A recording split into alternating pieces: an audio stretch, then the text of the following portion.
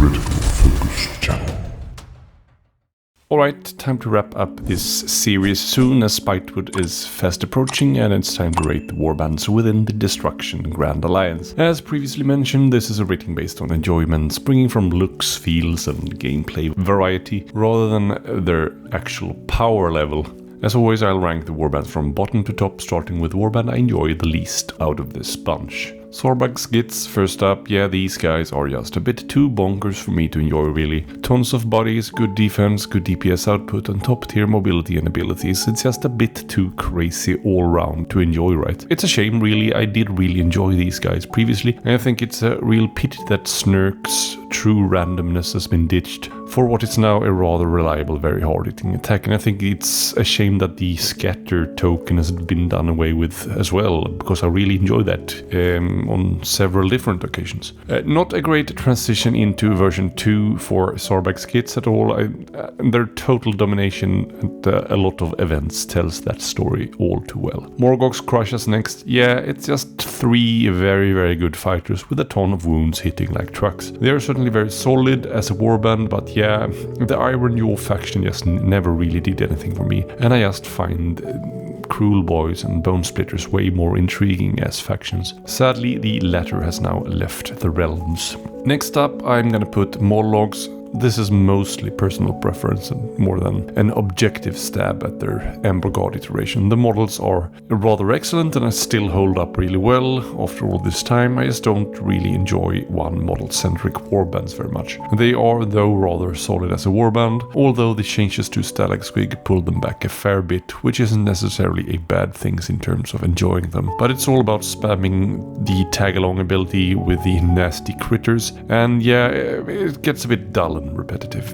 Blackpowder's Buccaneers, excellent models, and although this is also a leader-centric warband, the minions do offer slightly more in my opinion than simply support botting like with Mollogs, and the buff to steal swag via the swashbuckle from their previous iteration is welcome as well. Their old warband deck truly was rather atrocious, so there's not a ton to miss there, to be honest. I do wish the other fighters could have been buffed slightly though, at the expense of the, in my opinion, uncalled for 8 health on Gorlock. Daggok's Stabladz next. I was very skeptical to this warband when they first came around, but I've warmed up to them a bit since. I can appreciate their simple, streamlined for orcs looks, and I really enjoyed painting them actually. They are all rather solid fighters, but they are a bit samey in their profiles, to be fair. There's not a ton to set them apart. Pretty much 4 wounds hitting for 2 all round with little to no variation. Their saving grace is Cruel Stab, which is a really fun and good mechanic. Sure, swingy, but still. And it goes well with the grapple of Grinkrak, so keep him around to be able to utilize that ability to its fullest. The Scheming Gits ability is pretty much trash though, and way too expensive for what it offers. Grinkrak's Looncourt next. Not a bad bunch, but just never really warmed up to them completely for some reason. Maybe because even in first edition I like the concept of quest objectives, but always found it a bit unwieldy as a mechanic. Their 2.0 iteration lacks a bit in the war scroll in my opinion. 2 of the quests are really easy to fulfill, and one of them, the ones affecting enemy fights with a bounty of 2 or more, can sometimes never be completed. And that includes the sort of mirror match here, which is a tad bit weird. We are though getting up the list by now, and they offer a wide array of range and attack profiles, which is always a good thing in my book, and the models are pretty dope as well. I do miss the hard-hitting once per round attack from Skolko and Prog though. The borification of ranged attacks in Embergard really annoys me to no end.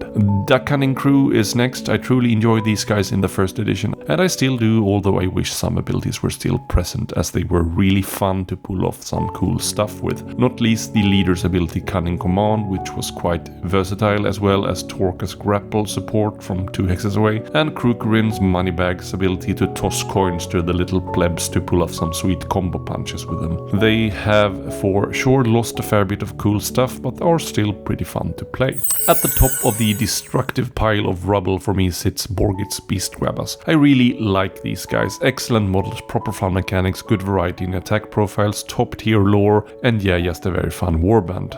And who doesn't like a pet troll. Really enjoyed painting these guys as well, and I'm yet to have a boring match playing with or against these guys. The only thing that bugs me with them is their inspire mechanic. Sure, delving is tied to their suggested playstyle, but it doesn't really make a ton of sense lore-wise for me. But maybe I am just missing something. Anyways, that's it for destruction for now. Stay tuned though, soon I will return with the Order Warbands, and after that with all the new warbands to sink our teeth in, as well as the Spitewood boards and rules updates and whatnot. Exciting times ahead. Thanks for watching, like if you liked it, have a great rest of your day, take care, bye.